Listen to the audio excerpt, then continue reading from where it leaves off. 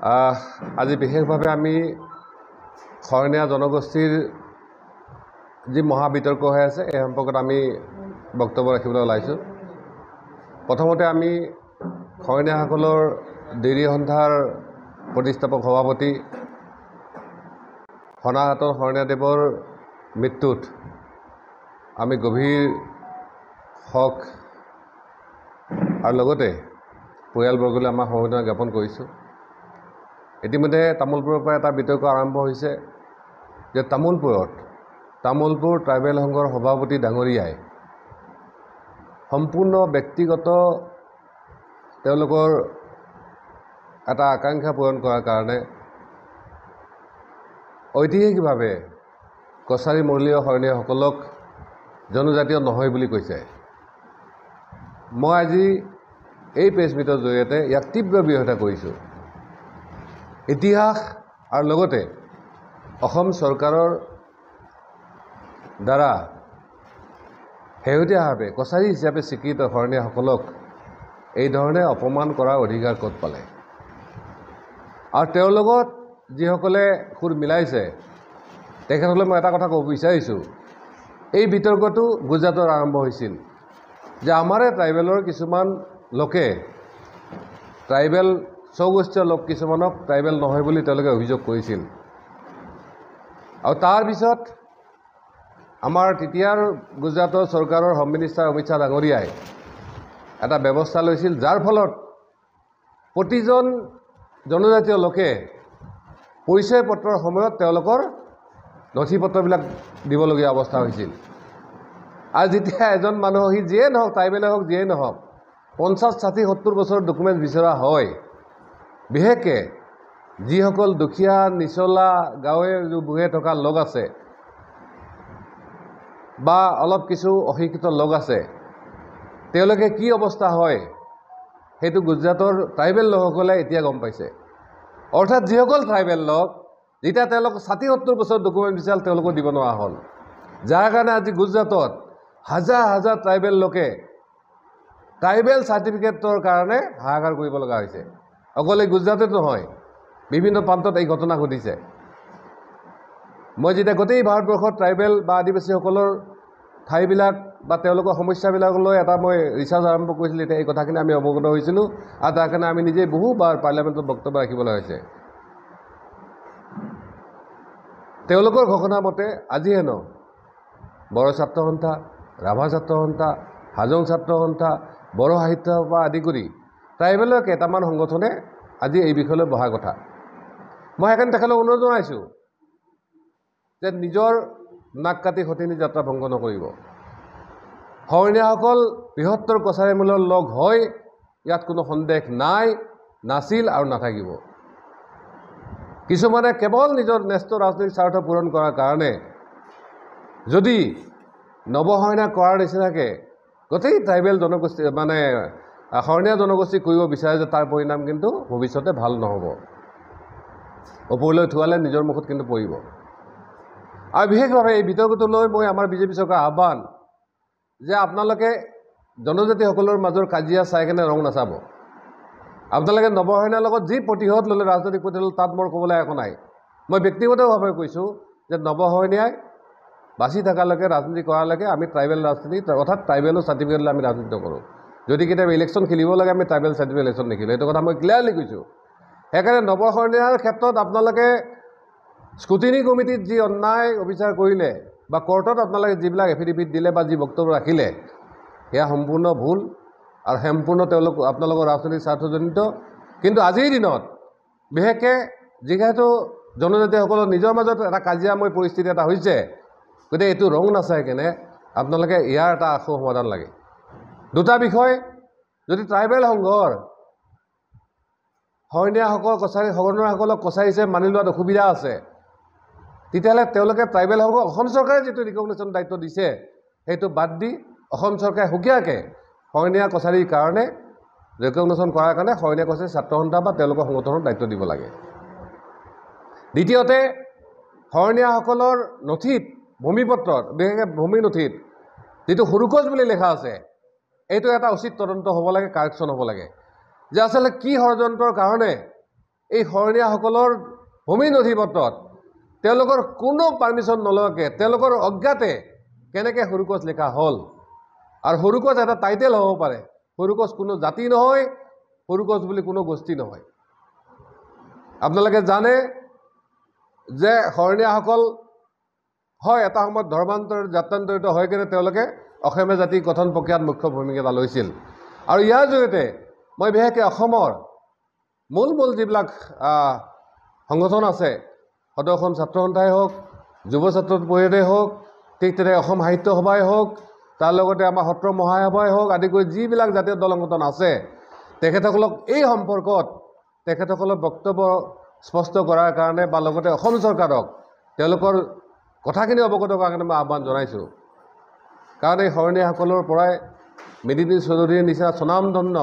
সাহিত্যিক ইয়াত উদ্ভাৱ হৈছিল কালজয়ী উপন্যাস ৰচিত হৈছিল অসমীয়া ভাষা চহকী কৰিছিল আজি শৰণীয়াসকলে নিজৰ সেই কছাৰী মূলত তাহানিৰ দেৱান বাদ দি তেওঁলোকে অসমীয়া ভাষাক নিজৰ ভাষা হিচাপে লৈছে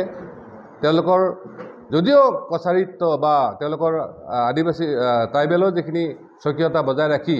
অসমীয়া জাতি গঠন প্ৰক্ৰিয়াত সম্পূৰ্ণ সহায় কৰিছে মই ব্যক্তিগতভাৱে ট্ৰাইবেল সংঘক মই বেয়া বলে একো নাই কাৰণ এটা কথা ট্ৰাইবেল সংঘৰ তামোলপুৰ জিলা সভাপতি যিটো অভিযোগ কৰিছে যে শৰণীয়া কছাৰী ছাত্ৰ সন্থাই অসম চৰকাৰৰ লগত মিলি কেনে তেওঁলোকে শৰণীয়াসকলক চাৰ্টিফিকেট দিব লাগে বুলি তেওঁলোকে নটিফিকেশ্যন উলিওৱা বুলি কৈছে অসম চৰকাৰৰ নটিফিকেশ্যনৰ প্ৰতিটো আলোচনাত মই জনাত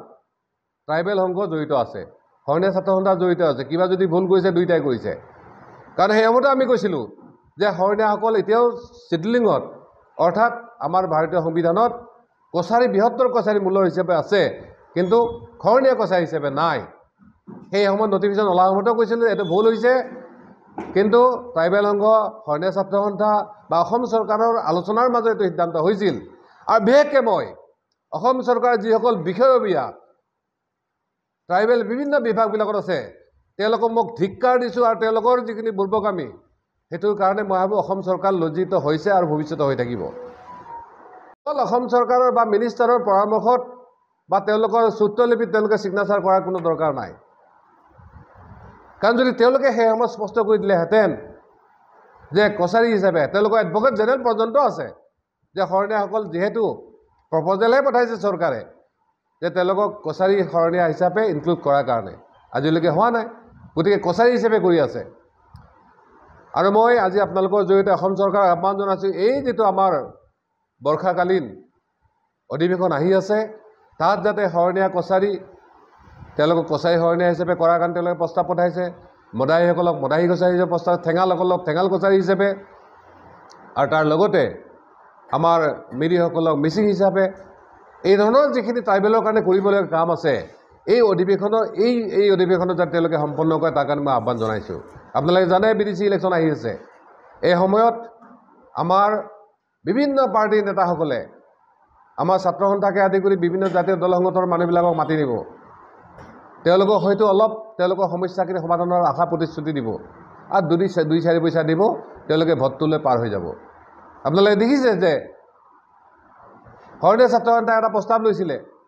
যে যোৱা বিগত MP ইলেকশ্যনত তেওঁলোকে ভোট বৰ্জন কৰিব কিন্তু ট্ৰাইবেল মিনিষ্টাৰ ৰনজ পেগুৰ প্ৰতিশ্ৰুতিত তেওঁলোকে ভোট বৰ্জন বহিষ্কাৰ কৰিছিল আৰু বহুতে তেতিয়া সন্দেহ কৰিছিল যে শৰণীয়া ছাত্ৰ সন্থাই কিবা কম্প্ৰমাইজ কৰে নেকি মই ব্যক্তিগতভাৱে ভোট বৰ্জনটো আমি বিশ্বাস নকৰোঁ কিন্তু এইবাৰ ঠিক যে এইবাৰ যাতে কোনো দলে কেৱল শৰণীয়াসকলৰ ভোট লোৱাৰ কাৰণে তেওঁলোকে চেষ্টা নকৰে আৰু মই পুনৰ এবাৰ আহ্বান জনাইছোঁ যিহেতু চৰকাৰী পক্ষত আমাৰ পিপল ডাঙৰীয়াসকল আছে যে তেওঁলোকে এটলিষ্ট ডিচিৰ টেবুলত গৈ কেনে বা ৰাজহুৱাভাৱে শৰণীয়াসকল যে কছাৰী মূলৰ মানুহ হয় অসম চৰকাৰে কছাৰী হিচাপে চাৰ্টিফিকেট যিটো সিদ্ধান্ত লৈছে সেইটো যাতে সঠিক হয় তেওঁলোকে এবাৰ ডিচিৰ সন্মুখত যাই কওক আৰু যদি নকয় তেতিয়াহ'লে কিন্তু তেওঁলোকৰ কোনো নৈতিক অধিকাৰ নাই কেৱল শৰণীয়াসকলৰ ওচৰত ভোট ল'ব যোৱাৰ কাৰণে আৰু মই পুনৰবাৰ কৈছোঁ যে অসম চৰকাৰক যে সময় এতিয়াও আছে এটা হ'ল কাৰেকশ্যন কৰিব লাগে হয় আপোনালোকে চিয়ৰলি কওক যে সৰুকোচ আচলতে এটা কেৱল উপাধিহে এইটো কোনো জাতি গোষ্ঠী নহয় আৰু শৰণীয়াসকল সঁচাকৈ কছাৰী মূলৰ মানুহ হয় তেওঁলোকে অলৰেডি কৈছে তেওঁলোকে প্ৰস্তাৱ পঠাইছে কিন্তু প্ৰেক্টিকেলি ফিল্ডত তেওঁলোকে এইটো কাম কৰক দ্বিতীয়তে ট্ৰাইবেল সংঘৰ সলনি শৰণীয়া কছাৰীসকলক ডাইৰেক্টলি ছাত্ৰ সন্থাৰ জৰিয়তে ৰিকগনাইজ কৰি ডিচিৰ জৰিয়তে চাৰ্টিফিকেট দিব লাগে নহ'লে কিন্তু এই সমস্যাটো সমাধান হোৱাৰ কোনো উপায় নাই আৰু এটা কথা মই কৈ থওঁ এই ঘটনাৰ পিছত বহু শৰণীয়া যুৱকে কৈছে আমি হাতৰ অস্ত্ৰ তুলি ল'ম মই নৱশৰণীয়া হিচাপে মই দুটা কথা আপোনালোক কৈ থওঁ যে আমি যেতিয়া কলেজত পঢ়ি আছিলোঁ 88, 89ত তেতিয়া আমাৰ বহু শৰণীয়া যুৱকে কৈছিল যে ভাই আমি এটা সশস্ত্ৰ সংগঠন খোলো শৰণীয়াৰ কাৰণে তেতিয়া কিন্তু আমি মানা কৰিছিলোঁ যে সশস্ত্ৰ সংগঠন খুলিলে কিছু বেয়া পৰিণতি হোৱাৰ সম্ভাৱনা আছে ঠিক তেনেকৈ 2003 চনৰ পিছত যেতিয়া বন্ধ হৈ আছিল বহু শৰণীয়া যুৱকে আহিছিল যে ছাৰ আমাকো অস্ত্ৰ দিয়ক আমি প্ৰতিশোধ লওঁ মই আমাৰ সেই যুৱকসকলক পুনৰ কৈছোঁ যে আপোনালোকে আচলতে হতাশাত ভুগিব নালাগে এই ধৰণৰ সমস্যা আছে যোৱা বিগত 75 বছৰ পিছতো আমি সমাধান কৰিব পৰা নাই কিন্তু আমি ভাবোঁ যে অতি শীঘ্ৰে এই সমস্যাৰ সমাধান হ'ব আৰু সেইকাৰণে চৰকাৰক এটা সময়োপযোগী সিদ্ধান্ত লোৱাৰ কাৰণে আমি আহ্বান জনাইছোঁ তেওঁলোকে কেৱল মুখত কৈ থাকিলে নহ'ব যে শৰণীয়াসকল কছাৰী হয় তেওঁলোকে প্ৰেক্টিকেলি ডিএমবিলাকক নিৰ্দেশ কৰিব লাগে আৰু আমাৰ ট্ৰাইবেল সংঘৰ তামোলপুৰ জিলা সভাপতিকে আদি কৰি যিসকল এনেকুৱা নিকৃষ্ট ব্যক্তি আছে তেওঁলোকে জনগোষ্ঠীৰ মাজত কাজিয়া লগাৰ যিটো তেওঁলোকৰ মানে এটা পলিচি বা চাল সেইটো যাতে তেওঁলোকে বৰ্জন কৰে এইটোত এই ট্ৰাইবেলসকলক কিন্তু ক্ষতিগ্ৰস্ত কৰিব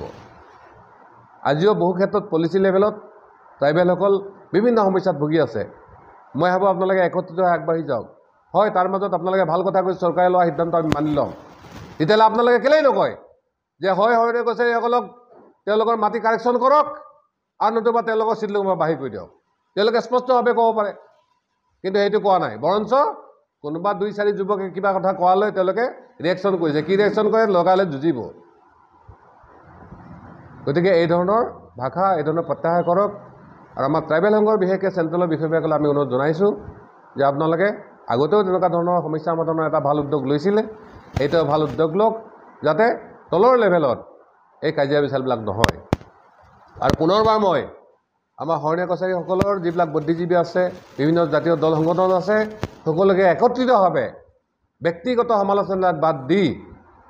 সকলোৱে একেলগে লগ লগাৰ কাৰণে আমি আহ্বান জনাইছোঁ বহুতে মোক পৰামৰ্শ দিছে যে আমি এবাৰ গভৰ্ণৰৰ ওচৰত যাব লাগে আমি BTC ইলেকশ্যনৰ নটিফিকেশ্যনৰ আগতে গভৰ্ণৰৰ ওচৰত এই সমস্যাখিনি লৈ এবাৰ যাম আকৌ ডিএম অফিচবিলাক ভিজিট কৰাৰ কথা আছে আমি এইটো সময়সূচী আপোনালোকক জনাই দিম ডিএম অফিচবিলাক ভিজিট কৰি আচলতে তাত কি হৈ আছে কোন MP MLA গৈ কেনে তেওঁলোকক চাৰ্টিফিকেট দিয়াৰ কাৰণে বাধা কৰিছে কোন ট্ৰাইবেল সংঘ বা বিভিন্ন জনজাতীয় কি কয় ব্যক্তিসকলে যাই কেনে বাধা দিছে সেইবিলাকো আমাৰ লিষ্টখন লাগে সেইবিলাকৰ প্ৰকৃত পৰিচয়টো আমাক লাগে ধন্যবাদ